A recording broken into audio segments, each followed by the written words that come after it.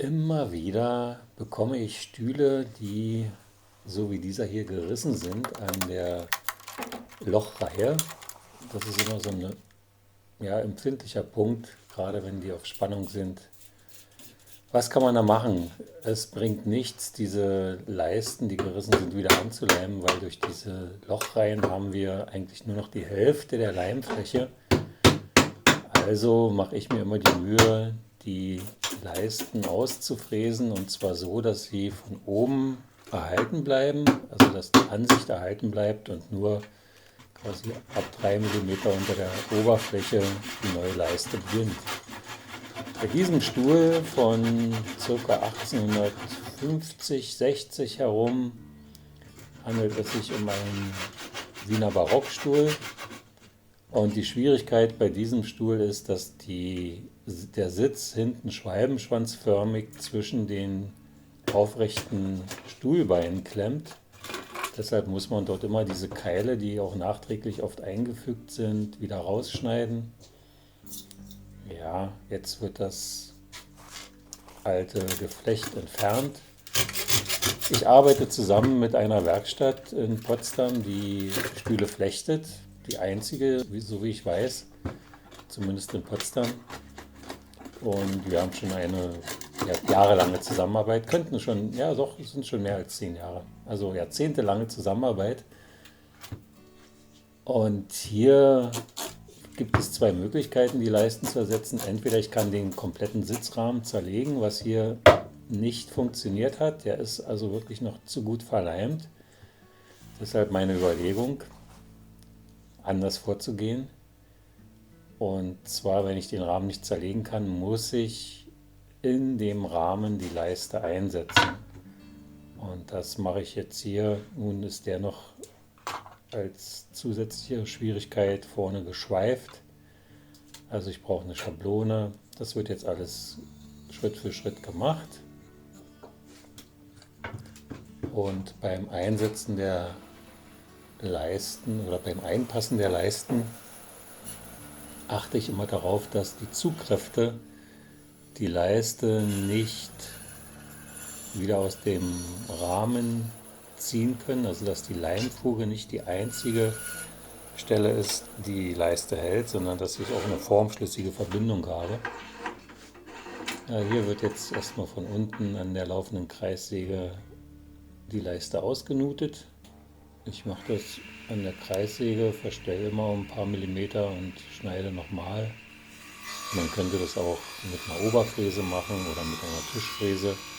Je nachdem, da gibt es kein Gut oder Falsch, mit welcher Maschine er am besten arbeiten will und kann.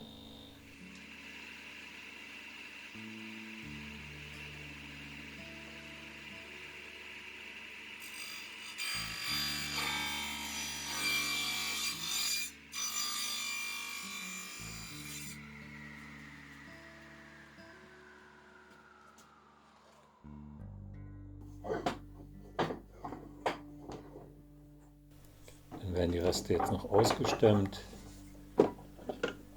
Ja, Louis Philippe, das sind ja schon doch, wenn man bedenkt, die Stühle sind ja schon über 150 Jahre alt und halten immer noch. Ich würde gerne mal in die Zukunft schauen und gucken, welche unserer heutigen modernen Stühle so alt werden können.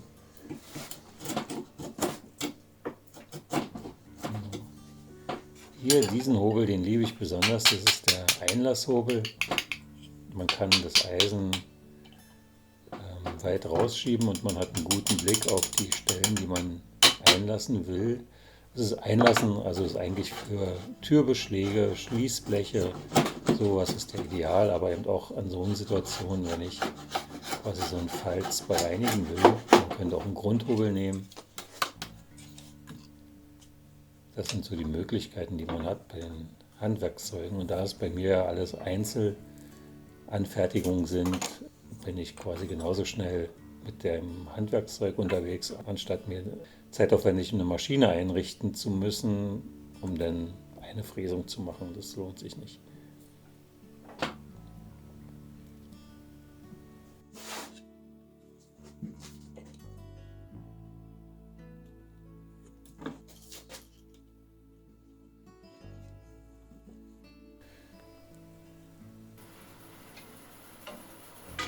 Jetzt wird das, was ich angerissen habe an der Bandsäge,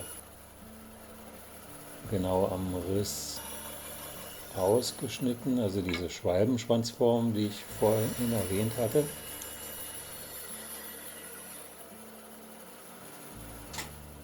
Hier nochmal zu sehen, so habe ich den Sitzrahmen vorbereitet. Jetzt passt die Leiste genau rein und durch diese Keilform kann sie nicht rausgezogen werden und bietet zusätzlichen Halt gegen die Zugkraft, die von dem Geflecht auf die Leiste wirkt. Das ist der Grund. Jetzt habe ich die Schweifung nachgeschnitten und nun kann sie eingeleimt werden.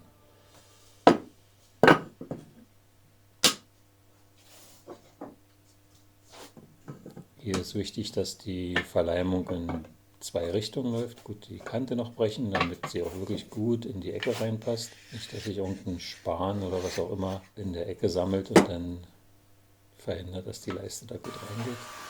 Vorwärmen, klar, mit Warmleim arbeite ich auch bei diesen Fällen und ich muss sie quasi vorne an das vorhandene Rahmenstück ranziehen und nach unten auf die ca. 3 mm starke Wange des Falzes drücken, dass ich also wirklich hier auch eine optimale Verleimung habe, ist mir ganz wichtig, weil so ein Geflecht kostet viel Geld, 60, 70, 80 Euro, und dann wäre es super ärgerlich, wenn die Leimung nicht hält.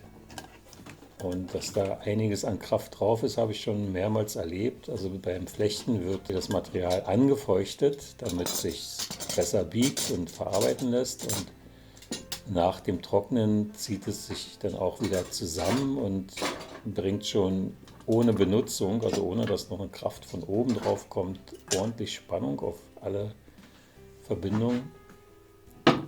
Deshalb muss man hier wirklich gut anpassen und genau arbeiten. Ja, Bankhaken war ein bisschen hoch für meinen Geschmack.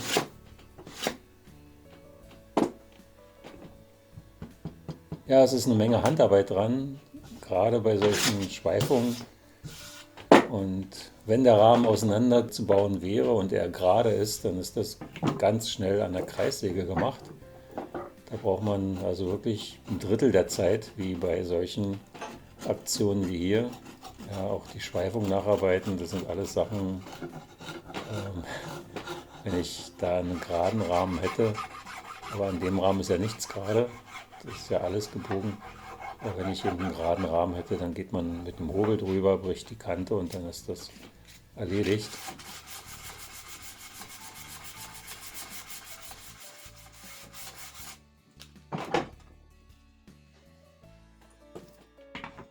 Ja, also ich bereite jetzt hier schon die Fläche für die Stuhlflechterei vor, dass die Fasern, die Sie da reinflechten, auch wirklich gut anliegen können und nicht noch 2 mm Lack darunter haben.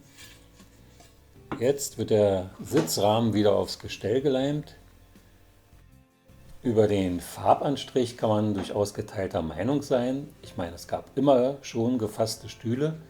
Hier wäre es jetzt nicht zeittypisch, vom restauratorischen Gesichtspunkt aus gesehen halt nicht original. Aber der Aufwand, diese Farbe wieder abzukriegen, wäre vom Kostenfaktor viel umfangreicher und deshalb finde ich es auch gut vertretbar, hier diesen Stuhl in Weiß zu erhalten.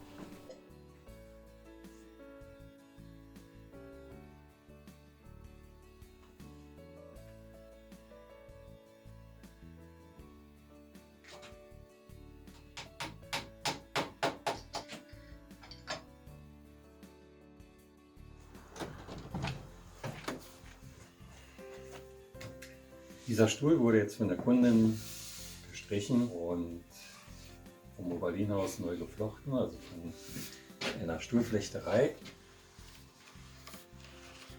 Hier sieht man die eingesetzte Leiste, die wurde jetzt neu geflochten.